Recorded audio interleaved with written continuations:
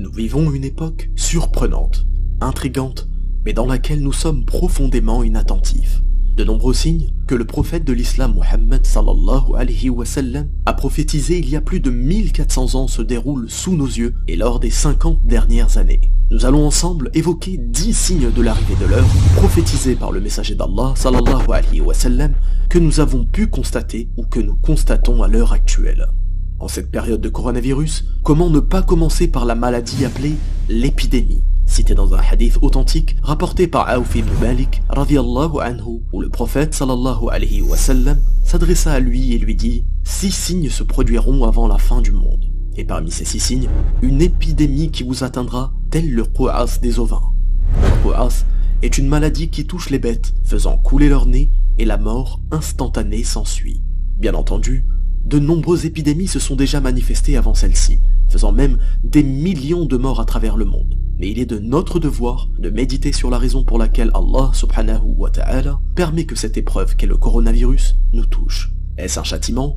Une miséricorde? La réponse est très simple et se trouve dans le récit rapporté par Aïcha radiyallahu anha, épouse du prophète sallallahu alayhi wa sallam, qui dit « J'interrogeai l'envoyé d'Allah concernant la peste, et il me répondit que c'était une punition qu'Allah envoyait à qui il voulait. Mais Allah avait aussi fait de ce fléau une source de miséricorde envers les croyants. Le croyant qui, tout en étant atteint par la peste, reste dans son pays, patient et confiant, convaincu qu'il ne sera touché que par ce qui lui a été destiné, aura une récompense égale à celle d'un shahid.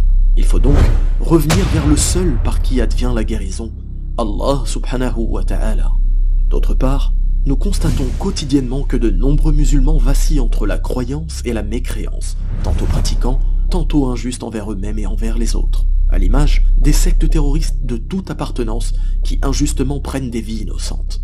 Sachez donc que le prophète sallallahu alayhi wa sallam nous a informés dans ce sens, conformément à la parole de Abu Musa al-Ash'ari radiyallahu anhu, qui rapporte que le messager d'Allah sallallahu alayhi wa sallam a dit « Il y aura avant la fin des temps des troubles tels des parties de la nuit sombre. L'homme se réveillera le matin croyant et sera le soir mécréant.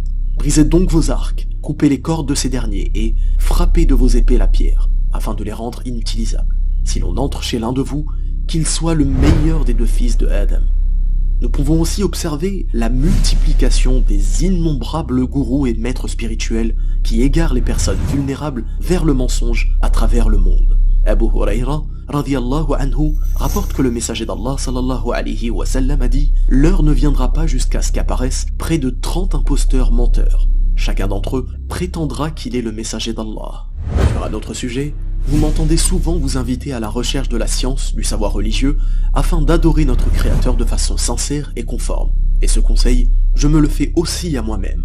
Il peut arriver de questionner un musulman sur des sujets simples qui concernent sa foi, sans que celui-ci ne puisse y répondre. Sachez donc que le meilleur des hommes, sallallahu alayhi wa sallam, avait prophétisé cette période que nous vivons, selon la parole d'Anas ibn Malik, radiyallahu anhu, qui rapporte que le prophète sallallahu alayhi wa sallam a dit « Parmi les signes de l'heure est que le savoir disparaisse et que l'ignorance s'installe. » Aussi, Anas radiyallahu anhu rapporte que le messager d'Allah sallallahu alayhi wa sallam a dit « Il y aura dans ma communauté des gens qui rendront licite la fornication. » Et nous observons continuellement la banalisation de l'obscénité et la banalisation de l'irrespect de la femme, le fait de lui proposer une liberté illusoire qui en réalité la renferme sur des contraintes physiques pesantes et injustes.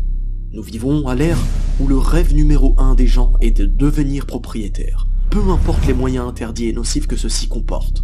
Ibn Mas'ud radiyallahu anhu rapporte que le prophète sallallahu alayhi wa sallam a dit « Avant la venue de l'heure, apparaîtra, dans le sens se banalisera, l'intérêt usuraire. » Nous voyons à quel point la société de consommation dans laquelle nous vivons fait tout pour banaliser cette démarche. Cette même démarche qui engendre l'expulsion de familles entières vivant dans la rue, n'ayant plus rien pour se nourrir et ayant tout perdu.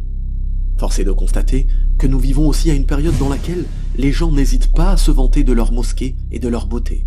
Anas radiyallahu anhu rapporte que le messager d'Allah sallallahu alayhi wa sallam a dit « L'heure ne viendra pas jusqu'à ce que les gens rivalisent de beauté par rapport aux mosquées. » Autre type de concurrence, dans le célèbre hadith Jibril, le prophète sallallahu alayhi wa sallam nous informe qu'un des signes de l'heure est que les gardiens de troupeaux se concurrenceront dans la construction de hautes habitations.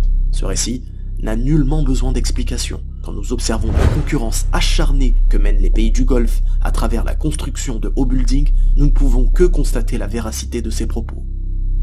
Qui d'entre nous n'a jamais dit « comme le temps passe vite » Abu Huraira radiyallahu anhu rapporte que le messager d'Allah sallallahu alayhi wa sallam a dit « L'heure ne viendra pas jusqu'à ce que le temps se rétrécisse, de sorte que l'année devienne comme un mois, le mois comme une semaine, la semaine comme un jour, le jour comme une heure, et une heure comme le temps que met une feuille de palmier à brûler. » Enfin, montres connectées, intelligence artificielle, décryptage de la communication entre les dauphins et autres animaux nous prouvent que cette époque est bien celle prophétisée dans le hadith suivant.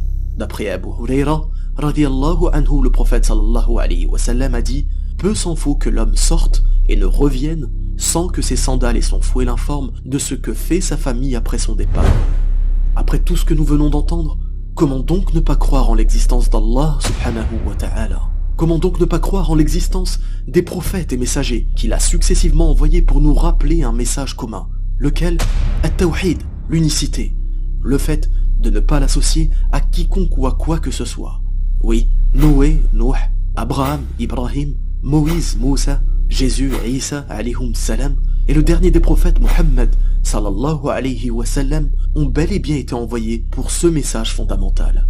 Trop de gens sont obsédés par les signes de la fin des temps. Une obsession qui en réalité est mélangée de doutes, de spéculations et de peurs infondées. Ces doutes, qui se logent dans leur cœur, n'est pas propice au développement de leur foi. Si ces signes existent, c'est justement pour qu'ils nous soient bénéfiques, qu'ils nous aident à unifier notre Créateur, qu'ils nous aident à nous renforcer dans nos pratiques, qu'ils nous aident à méditer, qu'ils nous aident à avoir le meilleur des comportements envers les musulmans ou les non-musulmans, qu'ils nous aident à revenir vers le Créateur et Seigneur des univers, l'unique Allah subhanahu wa ta'ala. Barakallahu fikum, wassalamu alaykum wa rahmatullah.